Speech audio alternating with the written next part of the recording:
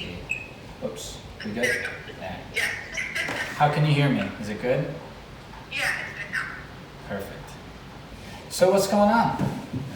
Yeah, so I just want to chat a little bit more, kind of specifically about a dog I just had, but also have some general questions as well. I'm a pretty new trainer, so only trained like 4 dogs myself to this point. Okay. Done one shadow program, so I'm really in the space where I'm just trying to get as much hands-on experience as I can and kind of working through some things as they come. So That's how it goes, man. Well, congratulations. It's a good journey to be on. Yeah, so this is kind of one of those moments with this dog. It's actually a foster that I had. Definitely one of like the toughest dogs behavior-wise I've had to this point. I've done pretty much just like your super easygoing dogs that just need a little bit of structure and boundaries, and like they're pretty much good to go. So I did get like a little snippet of some higher behavior dogs with my shadow, but it was also only over 3 days, so I never saw like the full beginning to end. Gotcha. So with this dog that I had, he was a surrender, an owner surrender, so he had never been in a shelter or anything like that. Wasn't being surrendered for behavior issues, it's just the owner had moved to assisted living, so thought it'd be like pretty easy going. But he lived out in the country, so quickly learned that he was very car reactive, very like nervous around cars. Guessing just he hadn't had much exposure to them in his life, so 4 years old at this point. And also just very nervous in general, new settings, German Shepherd, whining 24/7, one of those. Yep. So when I brought him home, we did like a lot of just getting him comfortable in the crate and getting him to settle down. So did a lot of just, having him follow me around the house, setting some boundaries, like can't get off my furniture, can't go upstairs. I like that. Just using a slip lead with that kind of stuff, and getting him comfortable in the kennels. That was a big thing too, just getting him to go in there and be generally okay. Right. That's huge. So yeah, first few days was just a lot of that, a lot of just like tether decompression too, just having the slip lead on, sitting down, ignoring him, literally just getting him to learn how to settle down. Again, just a lot of whining, pacing, very just completely out of it, like where am I, what's going on? And then after that, one of my first priorities was kind of getting him comfortable with place, really focusing on that. I wanted to use it to help desensitize him to like sounds of cars and everything like that. So that was a big one.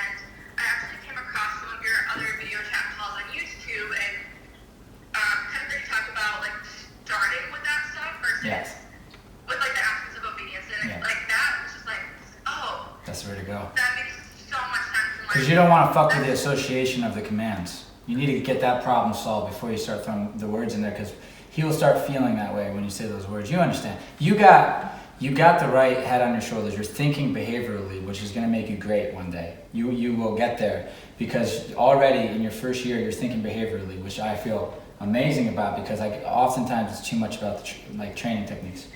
So your mind is there. You're headed in the right spot.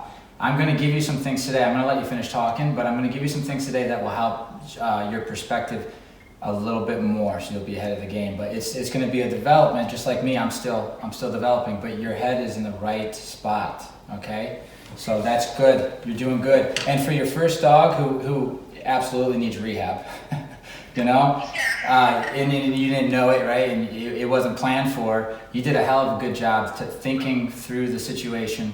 And really, I like the way that I like the decisions that you made. Although there's some directions I'm going to encourage for the next dog, and hopefully I can show you why. I think that you were doing really well with what you had. Okay, so let me make sure that you're done explaining everything, because I did kind of just cut you off. Oh, good. But yeah, it's kind of like listening through that. I was just like, oh, okay, like maybe I could have approached this differently, and it just made a lot of sense, because I felt like I was being so micromanaging, and like I don't want to do that. And also, like, since he's a foster, like I'm not sending him home with an e-collar to owners who are gonna have like this full go home session. I just don't want him to chase a car if he sees one. Like I don't want him to have to be in a command to not react to it, basically. I agreed, and because that becomes a mess, and I've seen that. I've created dogs like that, and I've seen dogs who have been to top-notch training, but they're stuck. They get stuck with anxiety within their commands, and the dog's sharp, but the mind's not there.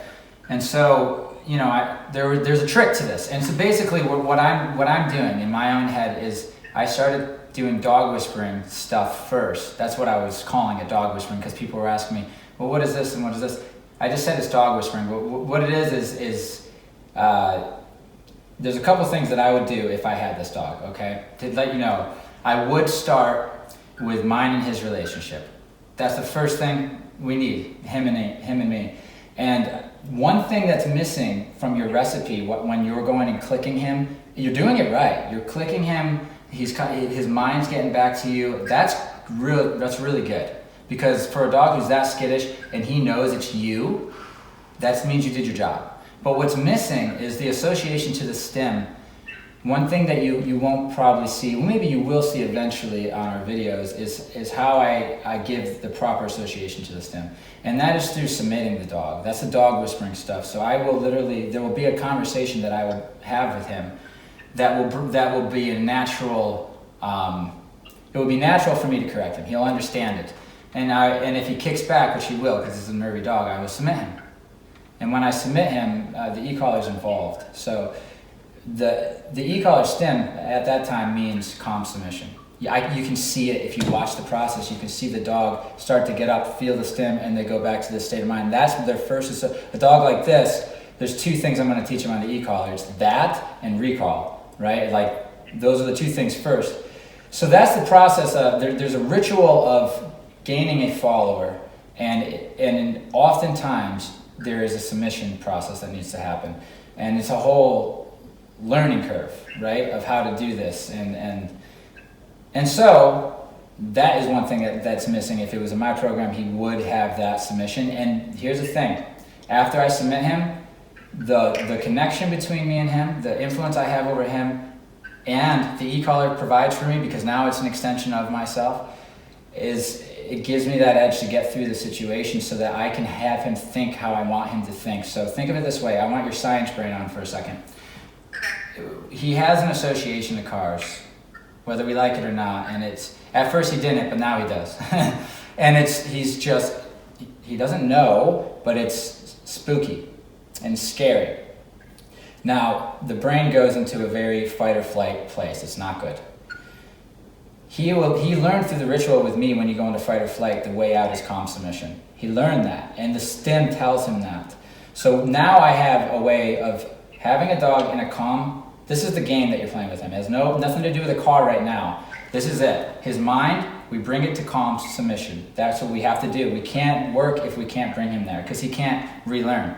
So that's like zero. There's no influence from the outside world, right? He's trying to just be calm. Then I introduce something that's going to startle him.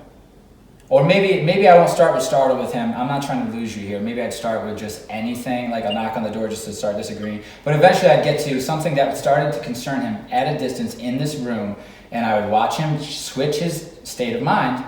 And that's what I'm disagreeing with him, and he knows it. I'm not disagreeing with you being concerned with that thing. I'm disagreeing that you're allowing your energy to rise, right? But subsequently, the only way he can get his energy to go down is to ignore that thing.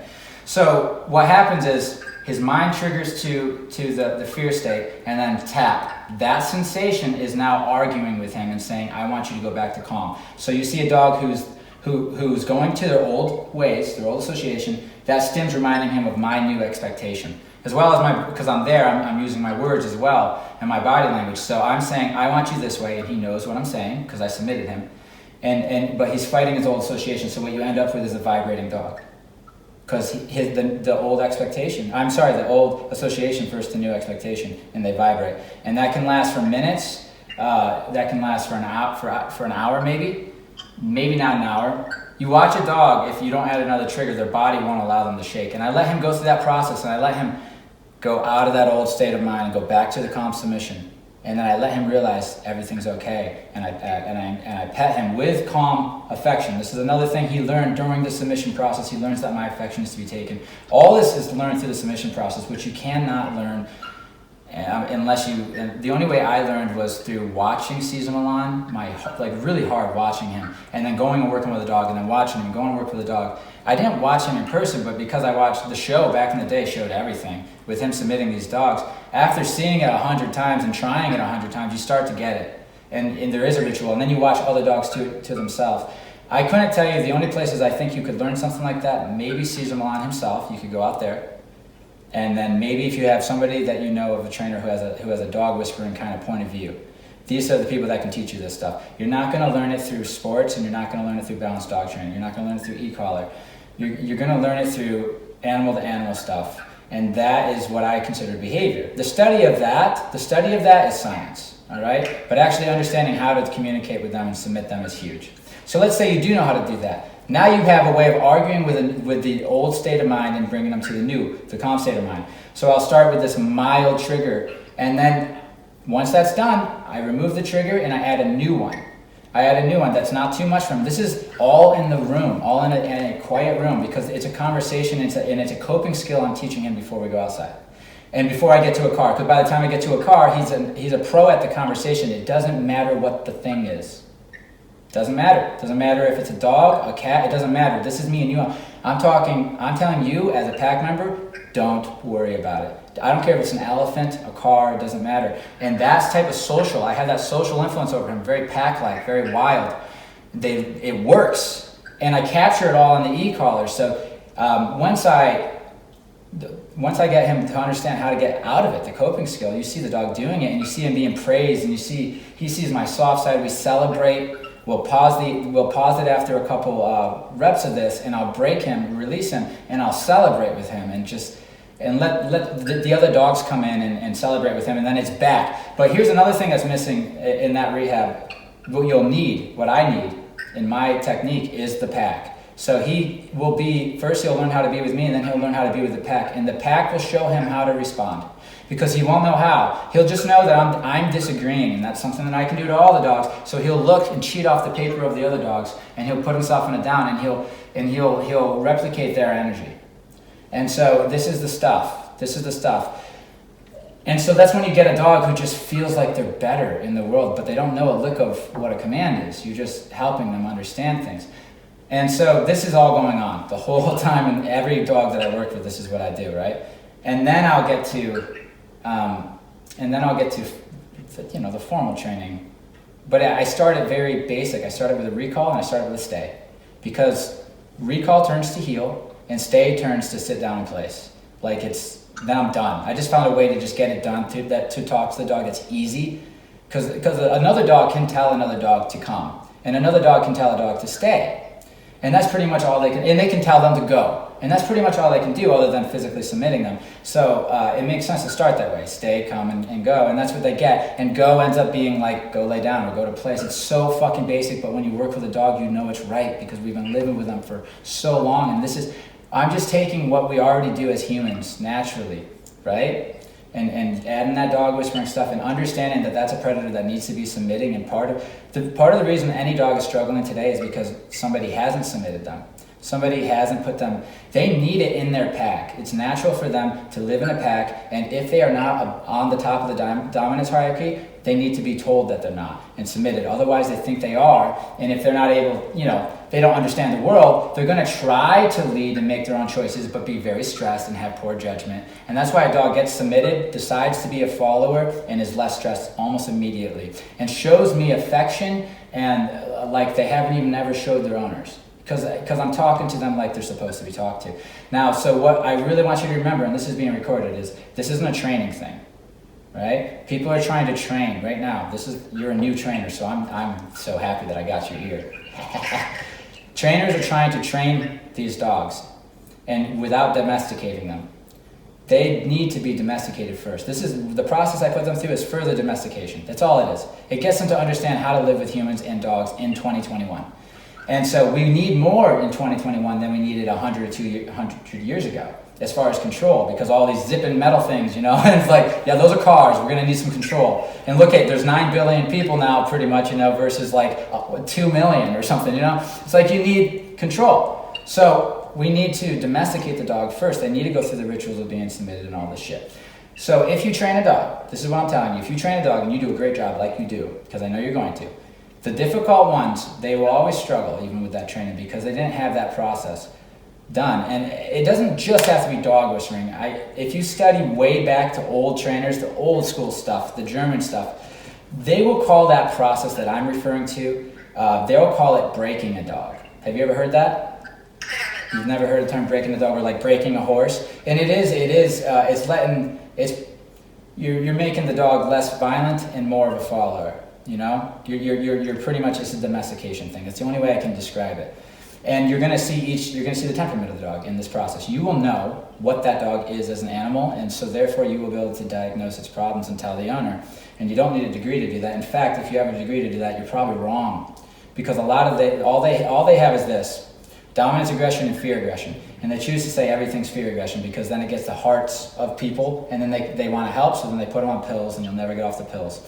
So anyway, I'm not going to go on one of my tangents. I'm not going to. We're going to stay on this. So that's the one thing that's missing, in your rehab process. Certain dogs won't go all the way without this process, but they need a pack involved. They need to start from the ground up, literally like a puppy again, and build their way back up. And once I have them under my influence and under my pack's influence, and I have a nice little recall and a stay, I'm going to take them out into the world. And I'm going to let them experience the world. And I'm going to let them make choices. I'm going to tell them what's right and what's wrong. And I might even bring dogs with me to help them if this dog's this severe. This dog will eventually get over what I call the hump. And he'll be able to stand on his own 2 feet, and he won't need the pack. And you'll see a burst of confidence. Even this dog, yes, even the dog at 4 or 5, 6, you see them kind of like, okay, I feel better. And then from there, it's like, okay, I'm glad you feel better. Now heal. And all that stuff. And it's a process. It's rehab. It's going to be 48 weeks, And so, but that is what a dog like that would need to feel the way you want him to feel and get over the hump like that. Not saying you can't help that dog with just the e-collar training, because I did it for years. So I was a dog whisperer first, and then I did e-collar training. And when I did e-collar training, once I started to learn from other e-collar people, I just listened to them and I just did what they said, and I just used the dog whispering stuff like on the side. I didn't really make it part of my process. When I started doing rehab full time, I noticed that the dog whispering stuff was what was the rehab, and that the tools are making the conversation clear for the dog. And here's the thing, this is the thing.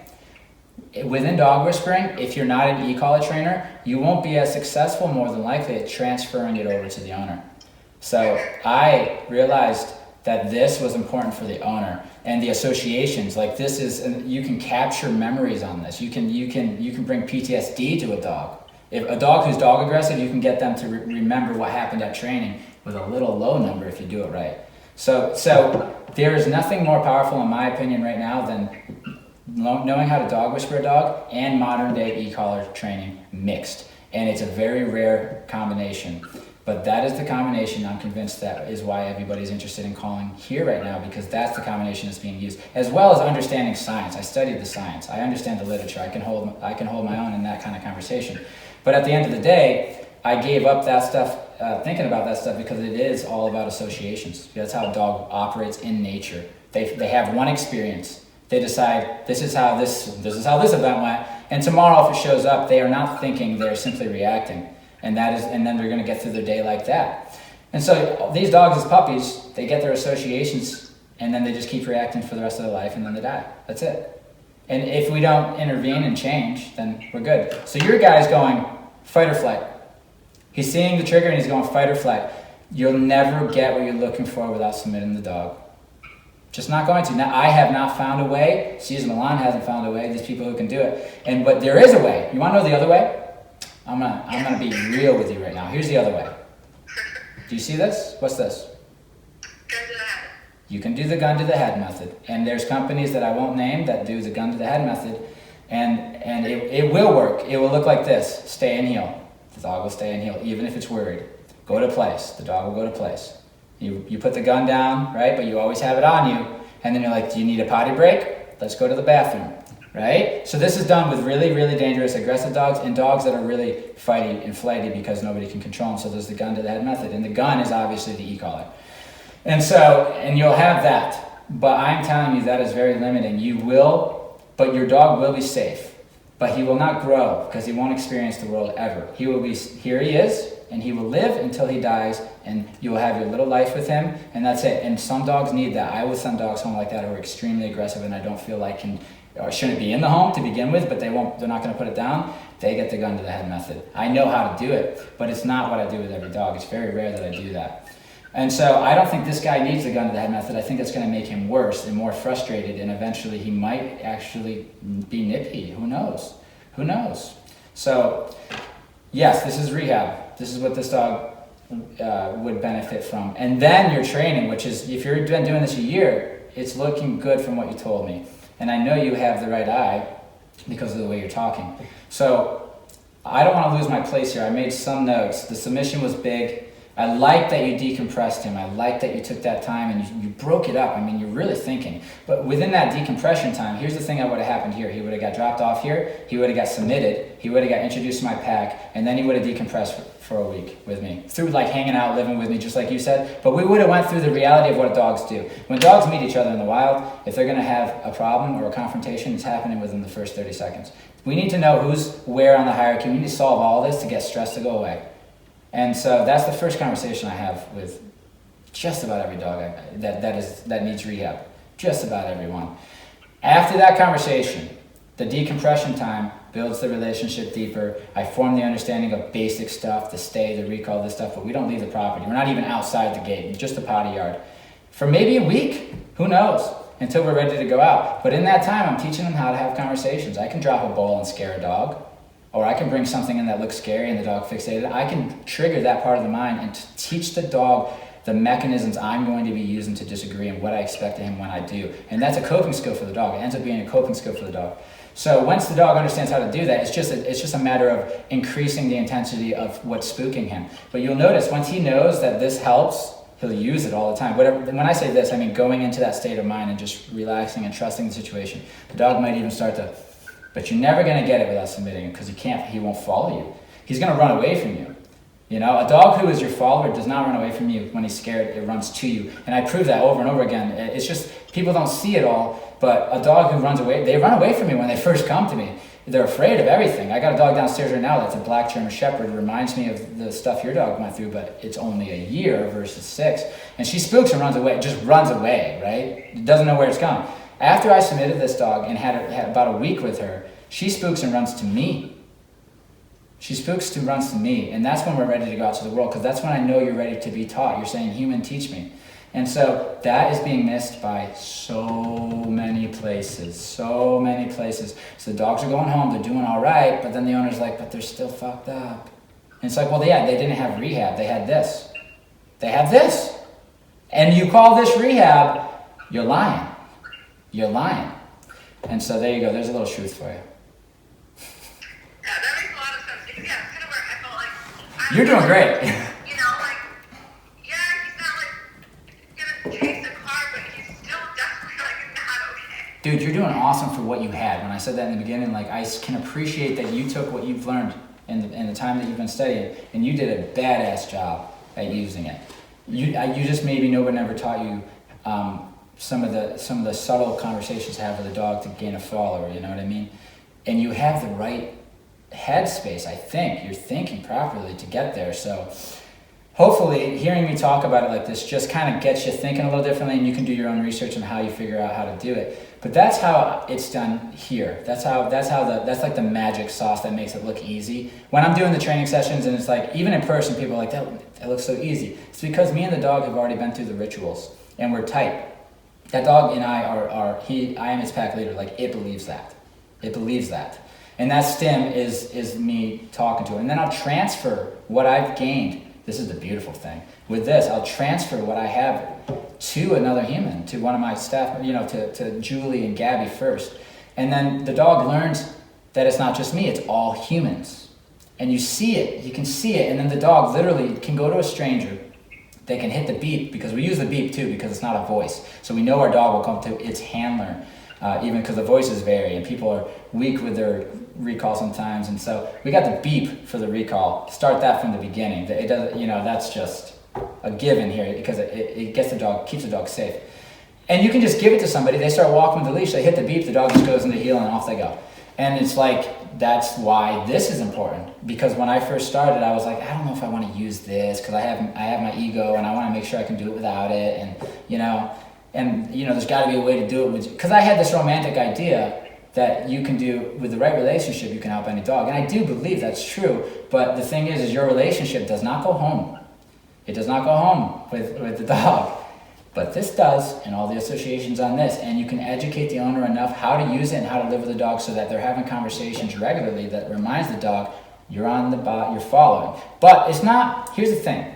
The thing about being like, you're on the bottom, it's not that I'm gonna beat you if you even think wrong, you know? There's affection, there's all this stuff too. It's just knowing when to do it and how to do it. And we do teach our owners how to do that, so they're not going to pet the dog when it's struggling, you know? It's okay, you know, they're not going to do that anymore because they've been educated with us. They know to correct the error. The first error that dog made was state of mind. Rule number 1, don't leave the calm state of mind unless your handler told you to. If you can adopt that, you'll struggle for a little while getting it with the dogs, but you'll get really good at getting that state of mind. Rule number 1 here, within this pack of mine, is if I haven't, all the dogs that live with me and every dog that gets here, if you aren't offered to go up in energy, don't do it, okay? If I offer you, go have a blast. If I haven't offered it, don't do it. And what that does for the dog is that the dog assumes default is calm state of mind, and then every now and then we'll go have a blast. Versus all the time I'm having a blast, and every now and then I'm calm. We flip it. And that is also the part of the rehab, and that's part of every dog's training. That's what we call state of mind training. You know, because we're telling the dog, don't leave this state of mind unless you're offered, and if you do, I can literally tap on this silently at a dog, and it knows that it's its mind that's the error. If you can do that, you will be in demand. You'll be in demand. If you can go tap and the dog knows you're addressing the state of mind, you are going to be able to solve a lot of problems with dogs. That's the secret sauce. Aggression, everything, fear, everything. All of it is creating that neutral state so that they can reassociate it with whatever you want. You can't create a new association with the old one still fucking there. You can't. You can't. So all you're gonna do is frustrate them, and then that's gonna be the new association. Is like, here's a car, here's my emotions, and then this thing's gonna start, and I'm freaked out about that. Eventually, he has enough, and he goes up the leash. You know, the wrong dog. Like, you might be getting lucky with this dog, because most of them, when they get frustrated, that's what happens. Frustrated because they can't figure out what the fuck's going on. Too much is going on at once.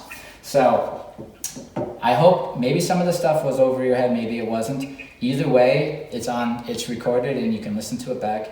But it shows you that you're not struggling with a training issue. I don't think. I think you're struggling with what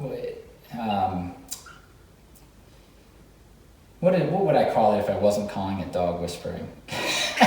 I'm like, what would it actually be? I think if we were talking about humans, it would be like behavioral therapy, they'd call it, or something, right? They like. Yeah, it's like a state of mind stuff too, where like sometimes like yeah, it's working. Like I can tap as you call it, it's like okay, double down. But then it's just like those other times too, where it's just like it's not like every single time he understands it's a state of mind. Like sometimes he does, but it's just like yeah, it's getting that switch. So like every time you realize like oh yeah, that's exactly what you're asking me to do. Starting conversations is one of my favorite things to do. All right, if you can learn how to have the right conversations, it doesn't have to be over commands. That's what's cool. Is I actually used to have the attitude adjustment process through asking for the commands, and that's not uncommon. That is very common to be like sit, and then they don't, and you pop them. You know, it's old school, and you can address the dog's attitude. But here's the thing: is they get frustrated because on top of them having to be submissive, which they don't want to be.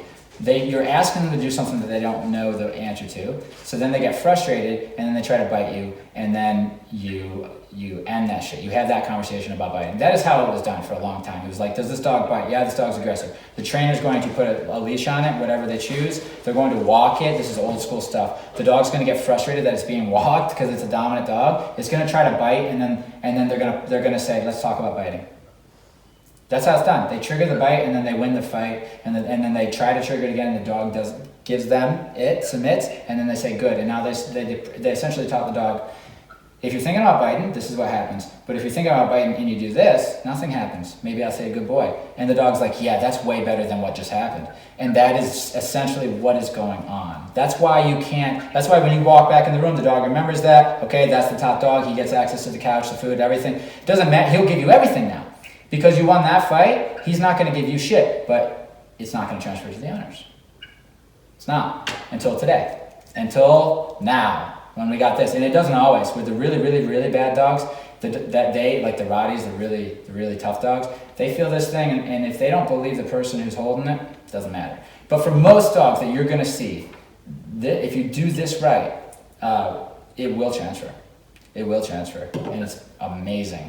It's amazing for that. So the conversations to start with him is like to get him to understand it's a state of mind error. He can be sitting in the living room. The common conversations I have first when they get dropped off to trigger the initial dominance disagreement between me and him would be food or a female dog, or that's what I'll do. I might do those two. I know this is a little too much, maybe the resources aren't as for you, but I'm just letting you know. I need to start the argument. It could be a door. You could open a door up, and he says he wants to go out, and you disagree, right? All it is disagreeing, and then if the dog, which it will, because it's a bad dog usually when they get here, when you disagree with the dog, if it's not an appropriate response, and it does one of these, it gets submitted. And so you're looking for the dog to go, so that you can say, I want to talk about that. Because if the dog starts the fight, you have no explaining to do when you win it. If you start the fight, the dog's afraid of you. So you don't start fights. We don't start fights. We ask the dog, we put a dog in a situation where they simply are asked to do something they don't want to, or some type of situation that they understand, where I'm like, don't touch that dog, and they say, who are you to tell me? I let that dog say, I want to start a fight. This is very common between dog whisperers and old school stuff. The dog starts the fight, and then they know what you're talking about, they know you finish it. That's how it's done. That's how it's done. But the submission process is very much finesse with the dog whispering stuff. There is a lot of affection that goes into it. There's massage, and there's a lot of that type of stuff, which is what I like about it, because I'm an emotional guy too, and the dogs, there is a time and a place to let that dog feel that safe affection, especially right after a submission, so they know they're safe. And when I let them up, what they want to do is they want to get as close to me as possible, and they want to sniff on me. And if I'm showing them that that's okay, then oftentimes they want to jump on me because they just want, and I let them, because they just want to make sure, hey, I understand what we just went through because I try to bite you, but are we cool? So they'll paw you and stuff, and they'll lick you, and then you say, good, and they're just best buds with you now. But if you say no, they listen, and you capture it on this. And so that's what I'm doing here. That's what I'm doing here. So you can see if that was the case with him, he would have a different response to the cars.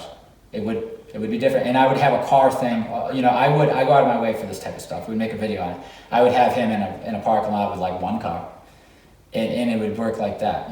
With a pack of dogs, like because he knows that conversation. We've had it many times, and he would get over the cars, and then it was just after that he's not fight or flight, but he's maybe a slightly nervous, but much better. Now it's time to do what you're doing with him.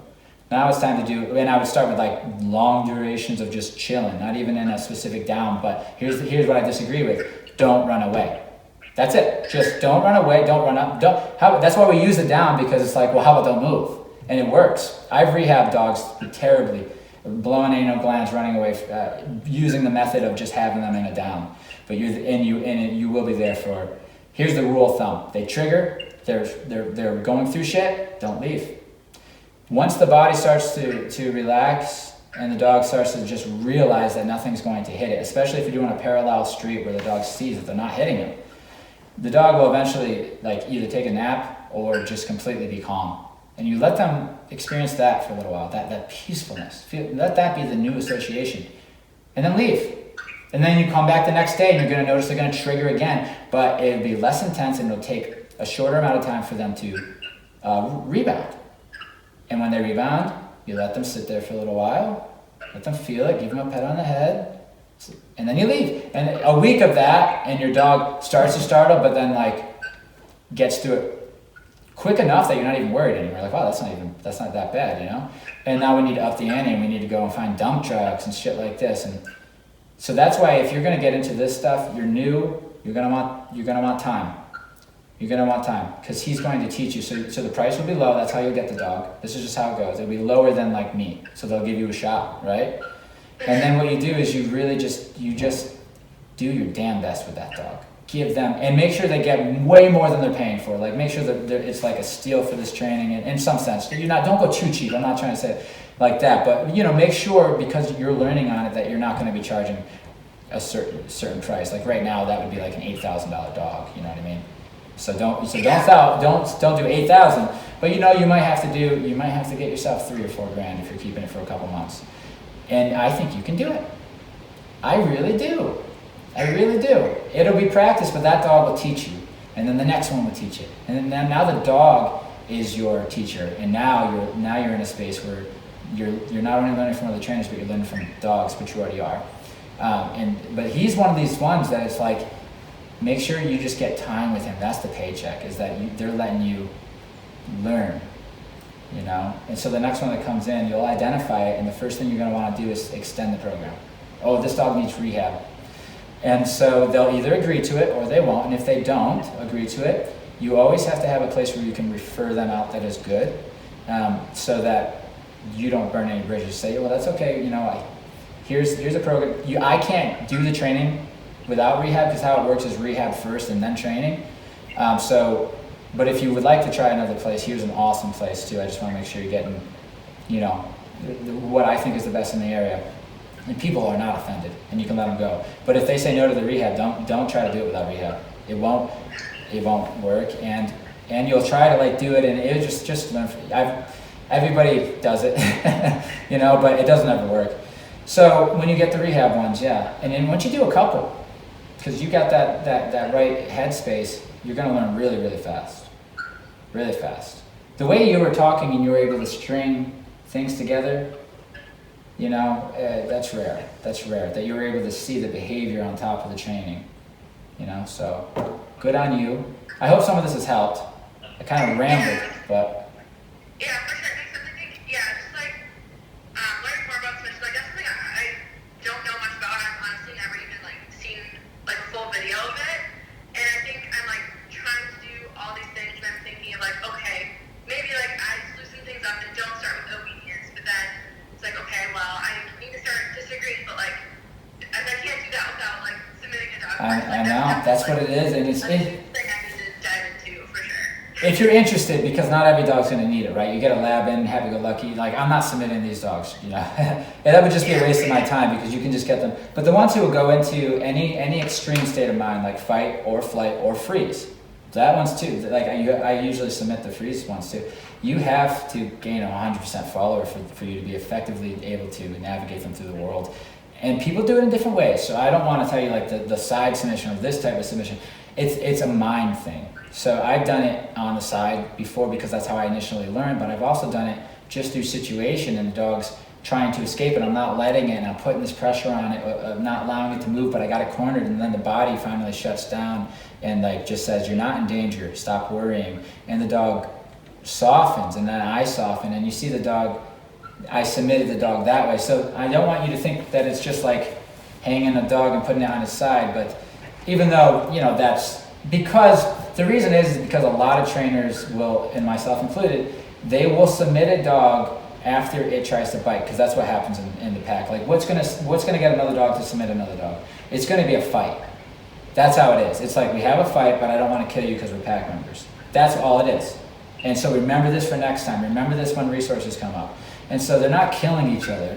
They're submitting each other. And some dogs don't know how to be submitted. And like your guy, like they're the kinds that they don't understand. So it's like the better you can talk clear to them, their language, the less frustrated they get. And it's just less stress, so we get less of a kickback, less freak out. And so the submission thing, creating a calm submissive dog, watch Cesar Milan. I don't know where else to go. It's so hard to find this stuff. And I looked at other dogs too. I would recommend not only watching somebody like Cesar Milan, there's a bunch of guys like him. So you can go and pick and choose.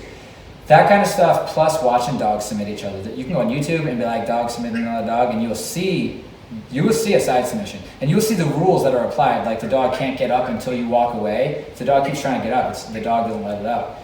That dog's able to walk away, and that dog slowly gets up. And all these are little rules that the people you'll see dog whisperers are using, and they got it from dogs. We're not acting like dogs. I'm not biting a dog or anything, but we're doing what dogs will do to each other first. That conversation gets cleared up, and then we start teaching them about human language. So we'll talk to you in your language, and we'll get all your attitude stuff done in your state of mind, and I'll start introducing you to some human language. And at the end of the day, we'll have something. You'll basically understand this much human language, and you'll know what it means. But I didn't start with human language.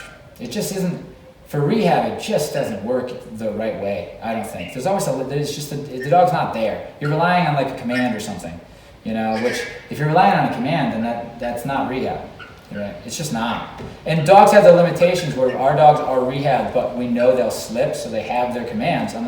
But the dogs already, if they're living with us, they don't need a command, they're still in a good space. So, yeah, learn more about that and add that into your game as you're developing as a trainer, because you're getting good with the e-collar. And this is, in a year from now, you're gonna be bored. It's easy. Yeah, I mean, maybe you're not. Maybe it'll take like 3 years or something, because there's a lot of fun shit you could do. You get really good with this. This is important.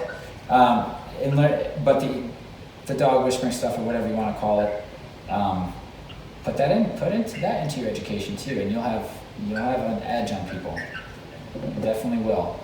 So, and then, you know, you can shadow people that do it. Our shadow program's not up right now, but when it is up, it's a great place to come, but you have to let us know what you want to learn. Otherwise, you could get thrown into a group that's doing real basic stuff, and they go out to like Gabby's or something.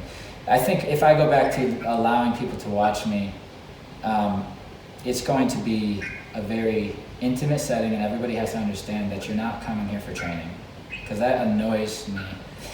Because I'm sitting here showing them something very special, and then they want to know like technique and stuff, and so it'll be only a dog whispering thing mainly. It will open up eventually, maybe in a year or so. But if we're not the place, the way I learned is just trying it. You might get in danger. It's dangerous, but you'll learn. Slip leads, baby. Slip leads.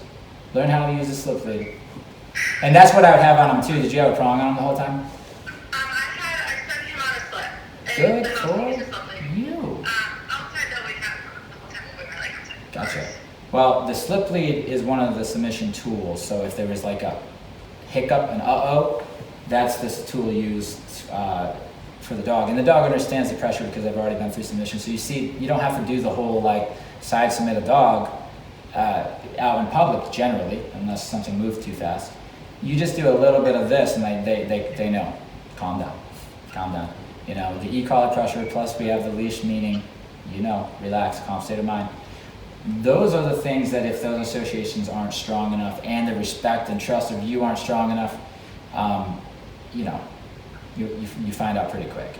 So, but when they are strong enough, it's amazing. It is amazing. They will follow you and listen to you, and you know, it feels good to help them. So is he already gone? He's already gone home? Yep, already gone home. So basically, I did refer them to some trainers that I know and really like Caitlin and Sarah that were just out with you. Perfect. So gave them their names and basically just walked them through some basic management, just like, don't take them to a busy street. Like, you could try walking like where traffic's perpendicular, recall him off of that. He's getting intense, just like some super basic stuff. And hoping to get another one soon. But yeah, since I am fostering most of these dogs that I will be getting, will probably have some higher behavioral issues. I think so. I think so. It's kind of what I'm you're gonna have opportunities to learn for sure. Another thing I do is like start with, once I do my session, and I definitely put them in the crate. I love what you did, getting the dog used to the crate right away. Keep doing that, because when you put them in the crate, they're not having unwanted experiences, and when you pull them out, you can give them whatever experience you want, and you can put them back, and it's like just working on the dog every day, a little at a time, just changing the dog. So that crate thing has to be like, they go in there, no nonsense, guys. And it's super important, because I know places that will allow the whining and the barking, and I think your dog's not going to rehab fully. It's not.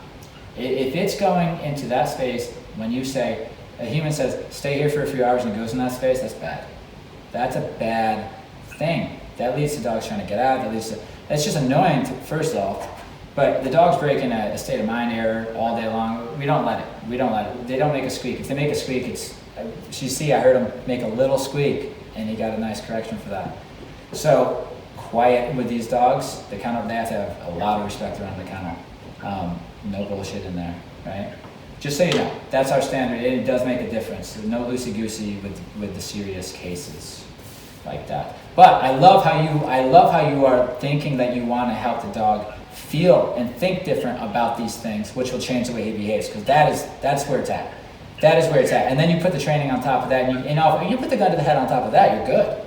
Because you have that maximum control as soon as you need it, but then you can let the dog go again. And that's kind of my style. I think we definitely send every dog home with the ability to do that, to control them like unbelievably, maybe even unfairly. Like, you can control this thing, but we don't flex it unless you need it. The person develops good judgment, hopefully, So, yeah, that's it. I gave you so much stuff for you to keep you busy for years. But I love it. I'm very happy to meet you, and I love what you're doing. So. Thank you. Yeah, you as well. I'm really excited to get back out there and keep working. And yeah, I've just been learning that actually, working with the dogs is so much more valuable than anything you can just keep reading. So. Yeah, and this is great too. Talking to people. I think it's good to have community. In my first few years, I had my little. Everybody's doing their own thing now, but everybody's it was just this constant conversation of dogs around the clock with different people. It was just constant, and it's good, because if you have a significant other, they don't always want to hear about it. They just you can annoy them after a while, or even just friends and family. It's like, so keep up the good work. You're ahead of the game for how long have you been doing this? So I just started doing my research portion about a year ago. Nice. And then started training my first dog. Well, technically it was my own in March. That first dog that wasn't mine later that summer. So. You just need to catch up with the experience, and you will, but your head's. I can already for me. I see so many people. I'm like, well, that's not heading in the right direction. And that's just me, because I'm with dogs so much. I just see. I've dedicated myself to this animal, and I think you have to understand them. So it's like, you can understand how to train. You can understand training techniques and training tools. But if you don't understand the thing you're working with, which is dogs, and just animal behavior in general, then you will always struggle with them. And I will tell you, there will be a time, and it will happen for you, I'm pretty sure, that most of your work will be very easy. And it'll be unfair how easy it is for you compared to other people. You're thinking right. You're just thinking right. So, because what happens is you've been doing this less than a year, and the way talking to you, I didn't hear any silliness. Like the questions of like, okay, well, what number do I use and what do I just like? Well, you're just not thinking right. That's why you always struggle, because the questions are wrong. So, all right, enough of my rant. I'm done, and I'm letting you go, and you're not being charged for any of the time that the rants went on. So, just kidding. Julie does all that, so. But I hope it helped. Do you have any final questions in our last few minutes here? I don't think so. Yeah, that was really helpful, and yeah, I'm really excited. Like I said, just to work on those like smaller things from the start, and like I said, even like with him, even though like I was doing some of that follower stuff, I also like my mind went right to like we gotta do place ASAP versus just like how about you just like calm down and just don't worry about it. Yeah, that's good too. And if you feel like it's right to do place, I also like to encourage you, because I'm not there, I don't know. If it feels right, I like that too. You said something before where you were doing something you were told to do, but then you were like, something inside you said that might not be the right approach, and you made a change. And that's what I'm talking about. Like, you're thinking for yourself. You're getting ideas and people are telling, but you're still listening and taking in information for yourself. That's a big deal. So there's an instinct you have. There's something that's helping you out, and you're going to want to sharpen that and be listening to that a lot, because it's right. It's right. You were right. And even some of the things I tell you, if it doesn't feel right because the context might not be right, then don't do it just because I said so. Whatever you're feeling, you have that thing, that's the gift. So listen to that and learn to I know it's like wooey hooey or whatever they want to call it, like hippie stuff, but you'll feel that when something doesn't feel right, and that'll save you from getting bit and all sorts of stuff. Where, believe it or not, there are people who don't have that as strong. And if you don't, and if you can't hone that as well, then it's just like, and how well can you read a dog? Maybe you can read a dog really good.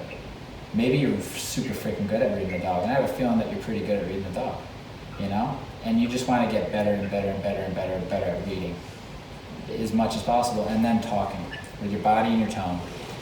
And so you can watch my stuff; it's all there. If you just turn on mute and just watch my body and stuff, it's all there. It's all there. Okay? You're doing great. Well, thank you so much. I really appreciate it. All right. Have a good day. You as well. Thank you.